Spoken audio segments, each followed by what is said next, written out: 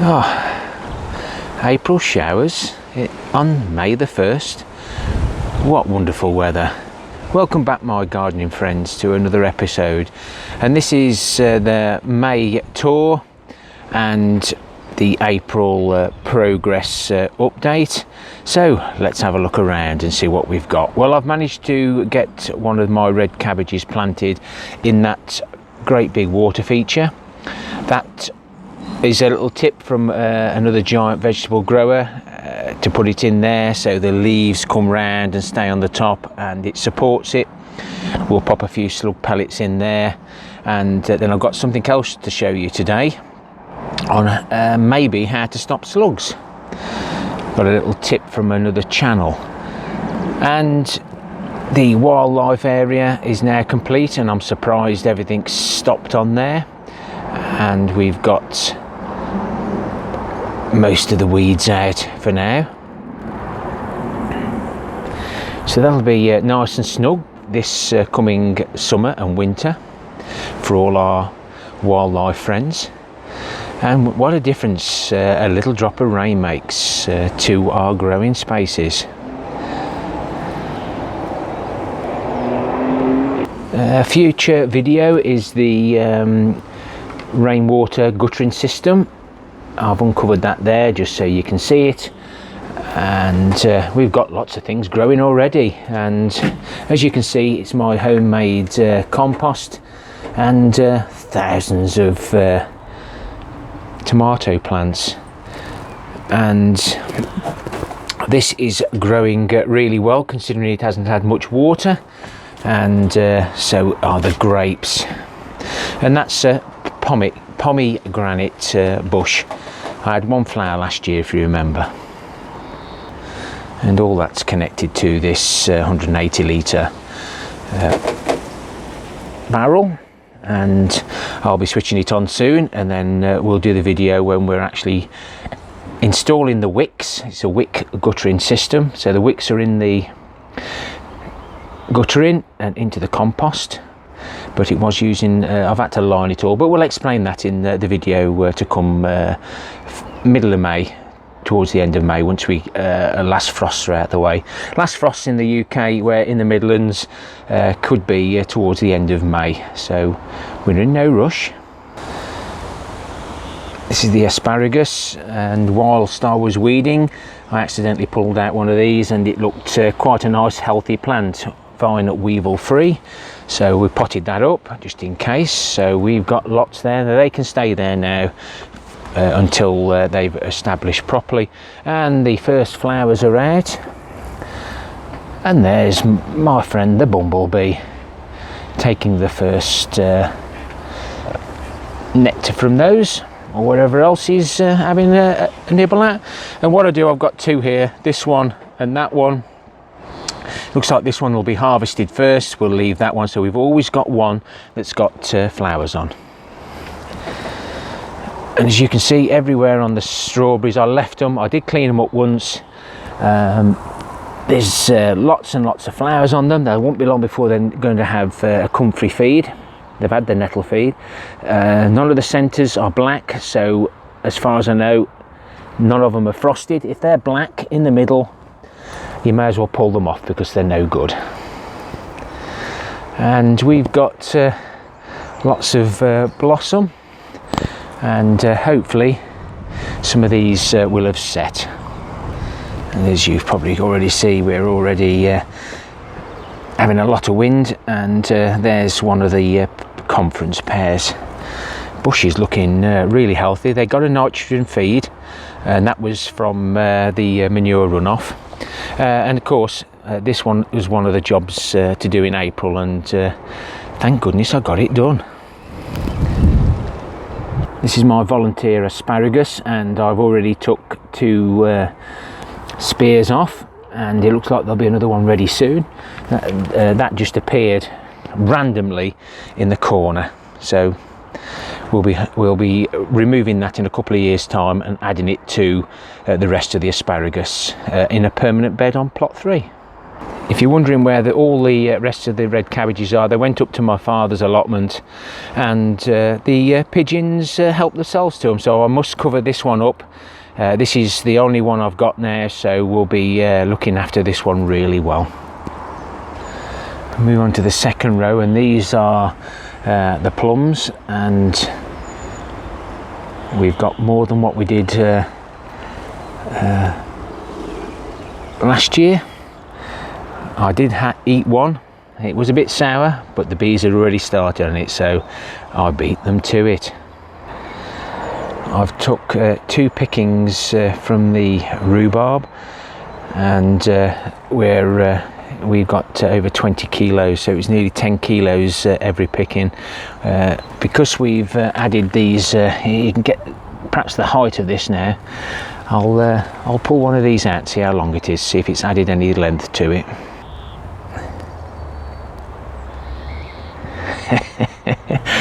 That must be 3.5 foot long. I'm hoping to get some decent sticks for Malvern, so I've been taking all the small sticks out and I've been putting them somewhere special. All the raspberries and strawberries have been weeded. We did say we'd leave some of these flowers in, but the dandelions and docks we've got out the best we can. And we've got this green wheelie bin here, and that's been there for a while, and that used to be my banana concentrate. What's inside it? All my rhubarb leaves. So what am I up to? I'm not composting them, and normally, as you know full well how many leaves and bottoms you get from the rhubarb, and I thought, well, I'm not going to bother with grass cuttings this year. I'll put them all in there because the compost bin's still full of my compost. So why would I want to get a liquid from the leaves? Any good guesses? Put them in the comments and we'll reveal all in a future video. So we move over to plot 3. I'm a little bit disappointed I haven't got this edge all tidied up. Look at all that grass. That grass is going to grow, and then it's going to throw long shoots into my fruit cage. So I do need to get that done, so that's a job for May.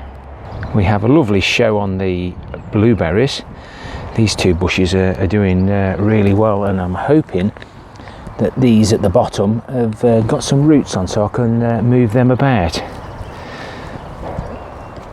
And it looks like the flowers have now set on the currants, but these flowers are absolutely gorgeous. So whether I can actually find any that are still good, but as you can see, there's quite a few, and there's a white currant here somewhere, and they're coming on better. And there's the white currant cuttings we took. Even though they're growing, they may only have little roots on them, so I'm not touching them, not doing nothing with them till maybe this time next year, see how they do. And there's the black currant we took from the seeds. The currants dropped on the floor and started growing, and we took 2. There's one there and one at the other end, and I'm being plagued by a lot of these. Just regular weeding gets them. The gooseberries, they're growing well, and look at the colour on that. I think that you can't beat rainwater. I'm just going to turn around and we'll pop round the other side. And there's some more black currants, and as you know, I took one from here, I've replaced it with a gooseberry. We'll see how that does. It perhaps didn't like the good pruning, but lots of new growth in the middle. We won't replace them just yet. Definitely going to be a bumper crop this year, and if that bee keeps doing a job like this, then we're going to get a good crop of fruit. So this is my summer fruiting raspberry. There's the new shoots for this year, These are the shoots from last year. We had a cracking harvest off this, and I have to keep pulling them out the top of the net. I don't mind sharing a few with the birds, but this was one plant. I don't know whether I can split that or not, but can I take a cutting off one of these hardwood branches, or perhaps one of the new ones? If you could let me know in the comments, please. I'm really pleased with this. There's just one more thing to show you. So here we had a red currant that didn't fruit for 2 years, so we ripped it out and we put one of the cuttings in. The one it's a layered cutting. It was just layered. I've just pulled it out, and I noticed these growing. I thought, oh, it's them damn weeds. But when I pulled them,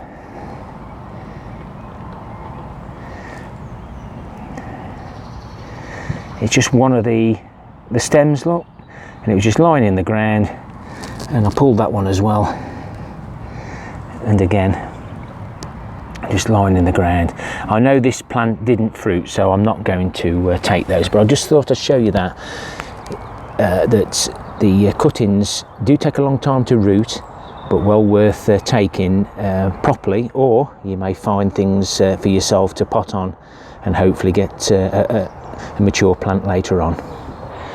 Square foot gardening. Now those are the radishes that escaped the packet. There's supposed to be some spring onions in there, but I think I'm going to have to try and do them in modules. They're the icicle. That's how I now allocate all these squares. That was a tip from Nigel at Muddy Boots. These are the bull's blood beetroot, cut and come again, so we just take the odd leaves off them. And these are the radishes, and won't be long before there. And those radishes were sown on the 5th of April, so we're just under a month. I just have to watch the sun. But there's those leeks that we planted. As most of you know, I've uploaded quite a few videos, and that one was on about the leek pips. And I'd like to welcome last month 998 new subscribers, and with that I had 86,000 views in the last 28 days. So thank you everyone. So these are the buckets. It's very bright. I don't like the video when the sun's out. This camera doesn't like it. And up the top there we've got the rockets, and I have got to do some adjustments. The beetroot microgreens, I'm not having much success with those, and what I'm hoping is that I can buy a great quantity of seed and hopefully we get some mature beetroot. That's why I've done those separately there. These are from the microgreens, some spare lettuces. I've got some better ones, so I'm going to infill in the middle. And these radishes are sown on the 21st of the 4th. They're the white icicle, and they're the French breakfast. Got some nantis in there and some more salad leaves. And then we got the Swiss chard bright lights. And under there I had to buy some peas in the end because of poor germination, and I put a few peas in there for some pea shoots. So I'll just show you a different angle to the vertical gardening. So this is nicknamed the Verti King, or somebody else said Verti Terry King, but you can see in the middle it's pulling over, so we're going to put some more of these diagonal struts in to help it. So that was one of the jobs in April, and there's a video on the vertical gardening if you want to take a look. These are uncovered now because my Sarpo are now poking through the surface, even though I planted them quite deep, and the kestrels are the same, so they're off now. I took the cardboard off while we had the rain, and Alan from the Dawn Chorus plot, his Picasso, there's nothing there at the moment. I wouldn't have expected it because of the depth that I actually planted these potatoes in. And this bed All the beds were supposed to be like this, but I had to use the scaffold planks extra on the extra layer on the square foot gardening, so didn't have enough to finish this. But you see, this is extra big. This took all the extra soil, compost, the spent hops, and everything that we collected went into here. That will all compost together. The potatoes will do the job, and I'm hoping to leave potatoes in so I haven't got to plant next year, so hopefully they'll come back up again. I am mad. These are all the seeds that I did sow. So we've got some Bedfordshire Champions, some banana schlots from Alan, some Broon from Alan, and then there's some Walla Walla from Marie Curry. There's 6 there, but they all look really nice, especially after this drop of rain.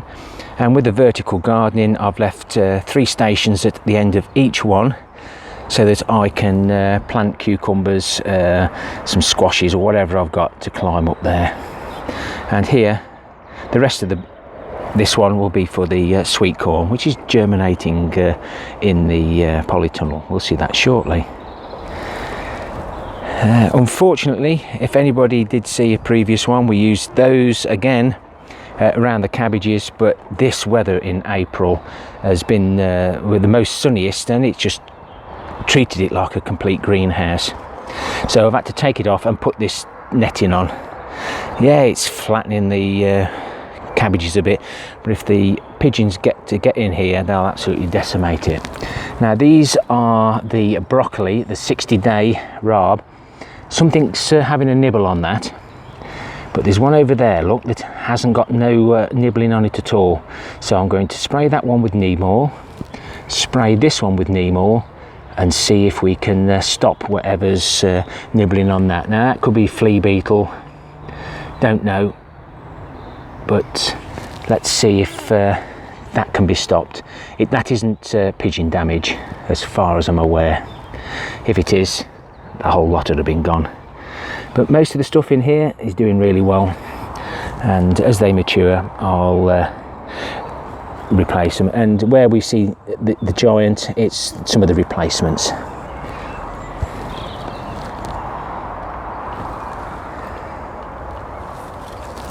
I did pull the netting off, but it is windy, guys.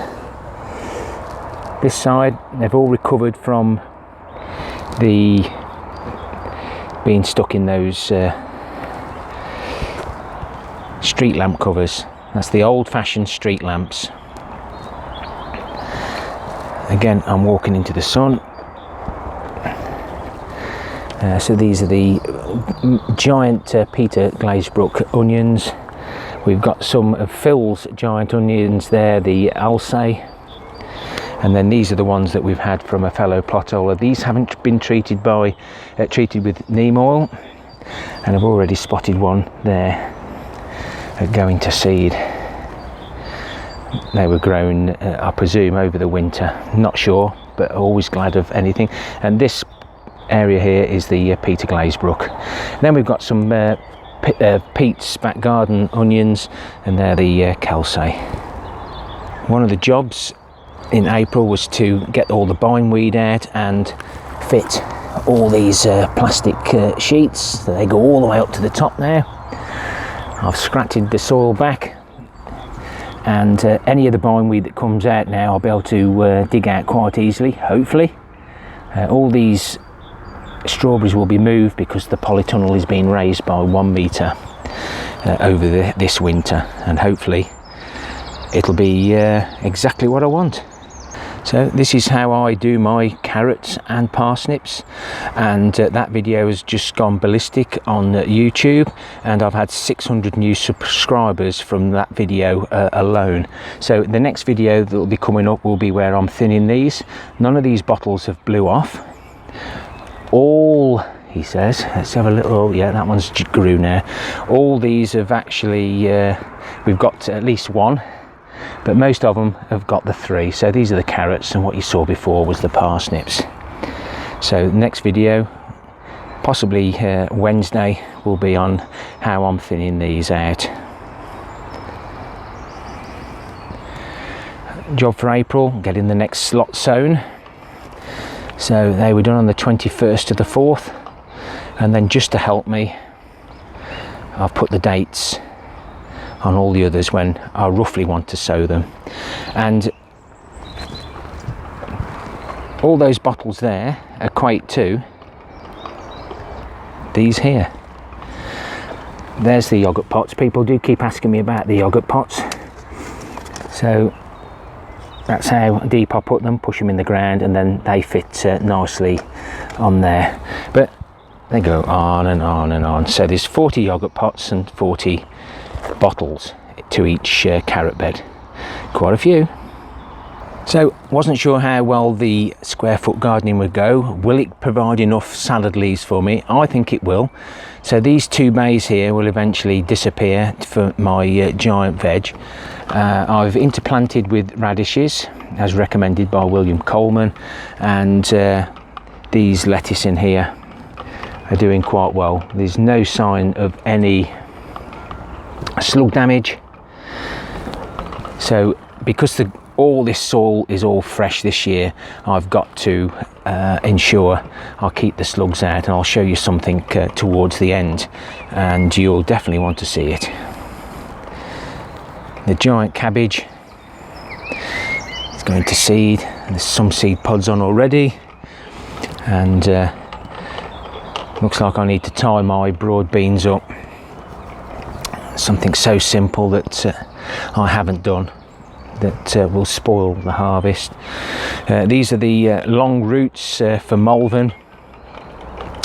They're I think 4 metre guttering, and I hope to get a 3.5 metre carrot or beetroot, hopefully.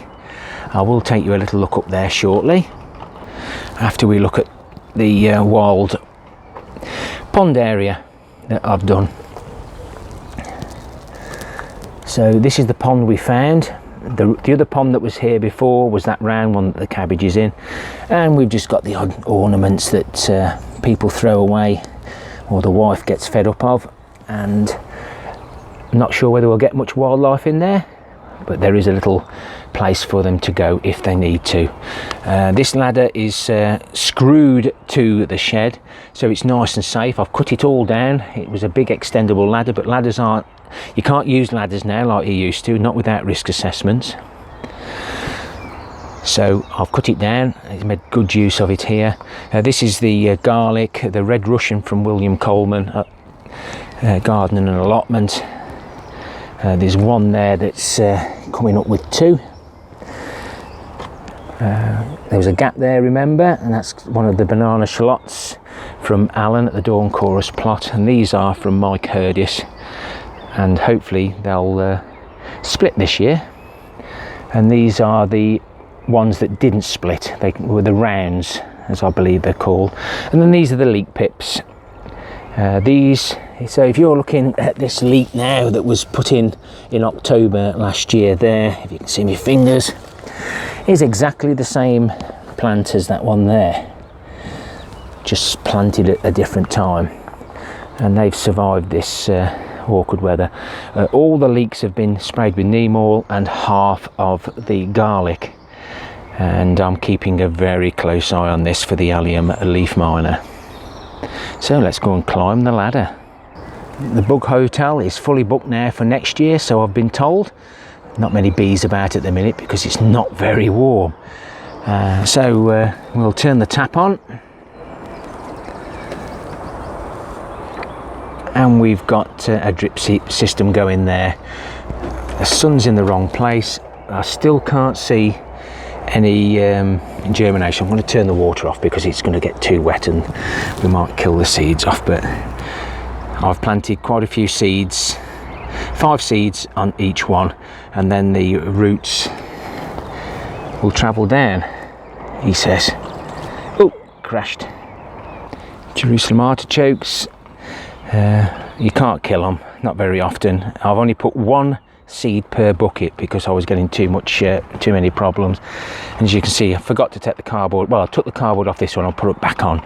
But I'm just going to change that to across and up, and just water when I need to. So basically this has got a pond liner, and this will be my celery bed, and we'll be putting some giants in here, and all this spare soil. If I've got nowhere to put my giants, I might have to make up some boxes. But if I make up the boxes, then I won't be able to extend these. It's a bit of a dilemma. This year, because as soon as the broad beans are finished and the leeks and garlic, I want to extend all those pallet boxes if I can get enough pallet collars. I've got enough for 2 more bays. So I'm just looking through my April list. So the wildlife pond, yes, we've done. Long root structure planted, done. The last slab, it's always a nice little reminder. The last slab is in. We are separated. Vertical gardening, done. Neem oil, done. The next carrot bed, I've sowed that. Successional sowing of the square foot gardening, done. Harvesting the rhubarb. Roof on the manure bins, well, that's over there. Not done that. That was going to possibly be for May, and I still haven't done this. All this lovely rain and I've missed it, but never mind. It's always May to do that. Wildflower garden, plant and remove all the docks and nettles, that's done. Videos on that. Harvesting the first asparagus, we've done that. And we've planted the red cabbage, and we've weeded. And we've done those plastic sheets. So we've done well. Just pity about the bins on the compost. I haven't seen Mr. or Mrs. Bumblebee. Put that there so I don't do any damage. Hopefully they're laying lots of eggs. So let's go into the polytunnel. One of my fellow plot holders, subscriber, viewer, he got some this pelleted manure, and he said, would you like some? Of course I would. Thank you very much to him. And I've been using some here and there, and all the dahlias are all showing. There was one bucket, the square one in front of us. They are growing, they're shooting down the bottom.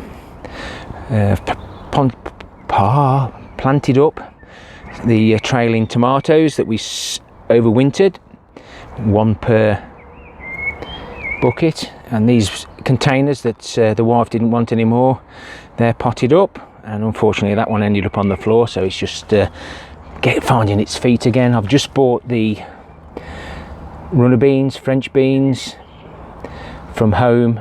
They've started to come out of the tubes. They were chitted. I had to do a lot of chitting at home. A fresh row of peas. These are the Telegraph, and as you can see, very sporadic,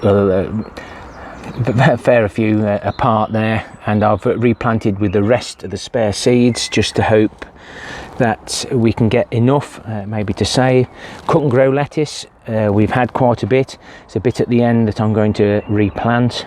Giant carrots. These are Bill and Val's peas. They've done really well. So it's been really warm in here, and these are the beans that didn't go very well, and they're coming. They're actually coming. There's some more of the celery. I've got celery at home and celery here, just in case we get some bad weather. Don't put all your eggs in one basket. Some of the giants. Some sweet corn there, and that's going to be the incredible F1 sweet corn. And these are some of the others. They're the Swift. So these ones at the front are Swift, and the empty containers I put my Cobras in, French beans. There's Kelly's. That's Bill and Val's Allotment. Kelly's Kitchen Garden. Pay them a visit, guys. Don't be shy. And I'll just nip round the other side. And there is the hashtag carrot. Come on. Hashtag tomato bottle. Letting it establish, then I'm going to turn it upside down. So that is another video that we did. Go and have a look at that one. I've got a few showing in here now from the Kelvin Wonder. That's a subscriber, local, bought the peas down for me. But say the temperatures have just been wicked, and these are my normal peas. I've bought some more, but let's say I think I've got to get Bill and Val's out. And I've just noticed a little bit of compost heave there. Looks like they're they're coming up slowly. So I've left the end caps off because I hadn't got any. They were all on these others, but you have to be careful with overwatering because I don't put holes in mine. So you're going to say, why have I put that debris net in around here? Well, I was watching one of Ronald Shaw's car park growing area. I'll put his channel description below, but he said that when he put all his pots, because he's got a car park and all his pots and bags sit on the ground, has terrible issues with slugs, but where he'd put some on top of some debris netted laid flat, he didn't have a slug problem. So I latched onto that straight away. So I've put it on 2 of the square foot gardening beds and 2 on the raised beds. We'll see what happens, because I have actually seen a snail with a shell halfway up these beds, so they will climb. So that'll be very interesting to see if that works. Don't forget to leave me comments, guys, on any questions. Many people have been emailing me, asking me things because they don't want to do it on the channel or can't do. And if you're still with me, thank you very much. Like I say, subscribers and viewer levels have gone ballistic. I haven't been able to watch my normal channels because I've been replying to comments. So welcome to you all if you're still here. Thank you very much. Please leave me a comment, like, and consider subscribing. Nobody's forced into anything and it's always free. Happy gardening to you all. Till next time, my friends. Ta-ra for now.